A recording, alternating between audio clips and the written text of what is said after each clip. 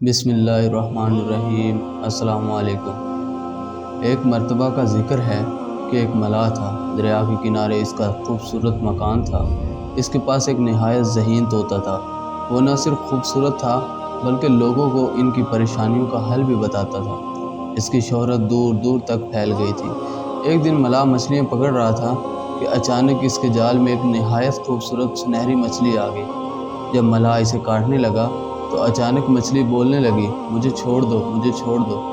یوں عام انسان کی طرح مچھلی کو بات کرتے دیکھ کر ملاح حیران رہ گیا۔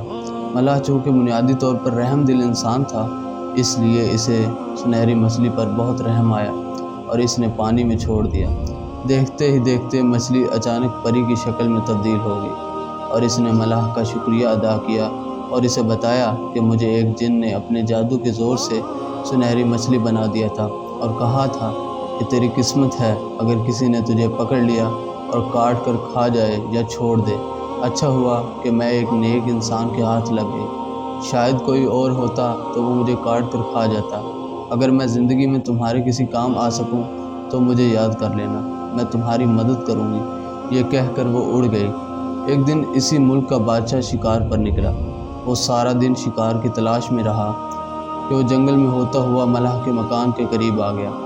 جب اس کے سپاہیوں نے اس نایاب طوطے کے بارے میں بتایا تو وہ حیران رہ گیا اور اسے دیکھنا چاہا۔ بادشاہ کو یہ طوطا بہت پسند آیا۔ اس نے ملاح کو دربار میں بلوایا اور کہا کہ مجھے یہ نایاب طوطا دے دو۔ ملاح بہت پریشان ہوا۔ اس نے عرض کیا کہ بادشاہ سلامت، میں اس طوطے کو اپنی جان سے بھی زیادہ عزیز رکھتا ہوں، میں یہ آپ کو کیسے دے سکتا ہوں؟ پھر بادشاہ نے کہا میں تمہیں ایک محل بنا دوں گا، لیکن پھر بھی ملاح نہ مانا تو بادشاہ نے کہا پھر میری یہ شرط ہے کہ تم میرے 2 سوالوں کے جواب دو۔ اگر تم میرے سوالوں کے جواب نہ دے سکے تو پھر یہ طوطا میرا ہوا، اور اگر تم نے جواب دے دیے تو پھر نہ صرف میں طوطا تمہارے ہی پاس رہنے دوں گا بلکہ اتنی مال و دولت بھی دوں گا کہ تمہاری 7 نسلیں بہت عیش سے زندگی گزاریں گی۔ ملاح نے پوچھا وہ 2 سوال کیا ہیں؟ بادشاہ نے کہا میرا پہلا سوال یہ ہے کہ وہ کون سی چیز ہے جو ایک دوسرے کے پیچھے لگی ہوئی ہے۔ میرا دوسرا سوال یہ ہے وہ کون سی 2 چیزیں ہیں جو پہلے 4 پھر 2 اور پھر 3 ہو جاتی ہیں۔ بادشاہ نے اسے 1 ہفتے کا وقت دیا۔ ملاح بادشاہ کے یہ سوالات سن کر گھر آیا اور پریشان رہنے لگا۔ ہر وقت وہ انہی 2 سوالوں کے بارے میں سوچتا رہتا۔ اس کی راتوں کی نیندیں بھی اڑ گئیں، لیکن اسے ان سوالات کے جواب نہ ملے۔ بالآخر طوطا بھی اپنے مالک کو پریشان دیکھتا رہتا۔ ایک دن اس نے پوچھا آخر کیا ماجرا ہے، مجھے بتائیں، میں آپ کی پریشانی کا حل بتاؤں۔ ملاح نے اس کو اپنی پریشانی بتا ہی دی اور کہا کہ کل آخری دن ہے اور اگر کل صبح تک میں نے بادشاہ کو ان سوالات کے جوابات نہیں بتائے تو وہ تمہیں ہمیشہ کے لیے لے جائے گا۔ طوطا سوچتا رہا۔ اچانک اسے خیال آیا کہ کچھ دن پہلے ملاح نے اسے سنہری مچھلی والا واقعہ سنایا تھا۔ اس نے کہا کہ وہ اس نیک دل پری سے مدد لے۔ پری کا خیال آتے ہی اس نے سوچا اور اسے یاد کیا۔ تھوڑی دیر میں پری حاضر ہو گئی۔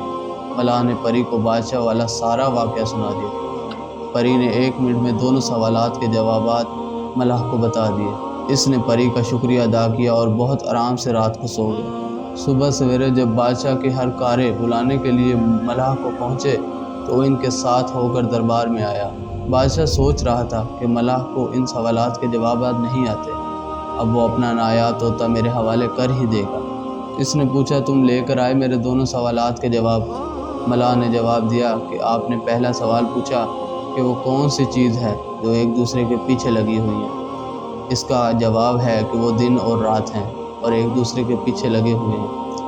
آپ نے دوسرا سوال یہ پوچھا تھا کہ وہ کیا چیز ہے جو پہلے 4 پھر 2 اور پھر 3 ہو جاتی ہیں، تو اس کا جواب ہے وہ چیز انسانی ٹانگیں ہیں۔ پہلے انسان جب چھوٹا سا بچہ ہوتا ہے تو 2 ہاتھ اور 2 پاؤں کے ساتھ چلتا ہے، یعنی 4 چیزوں سے چلتا ہے۔ پھر جب بڑا ہوتا ہے تو 2 ٹانگوں سے چلتا ہے، اور جب بوڑھا ہو جاتا ہے تو 2 ٹانگوں اور 1 بیساکھی یعنی 3 چیزوں سے چلتا ہے۔